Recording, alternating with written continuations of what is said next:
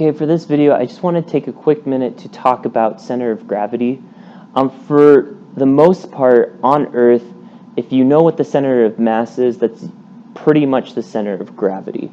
There are slight differences, but for the most part, for your purposes, it's the center of mass.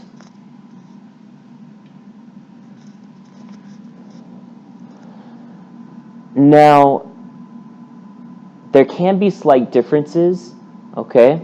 Not very much, but for example, if you're talking about a really large building like the Sears Tower in Chicago, its center of mass is a little bit below what you would expect the center to be, just because the lower stories of that building are a little bit more strongly pulled by Earth's gravity compared to the upper stories. But notice here it's about 1 millimeter below than it should be, than its center of mass.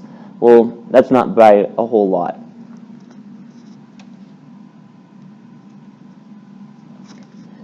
Now, if we look at a large scale, the sun is not perfectly stationary, okay? It wobbles a little bit. So let's say we have all the planets perfectly lined up one day, okay? And so obviously, when we're talking about the gravity of the entire solar system, you would expect it to be in the middle of the sun because the sun is the center.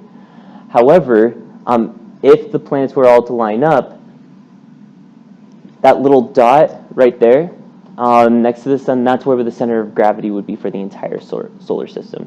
So, overall message, the center of gravity is for the most part the center of mass, but there is slight changes depending on circumstances, and that's center of gravity.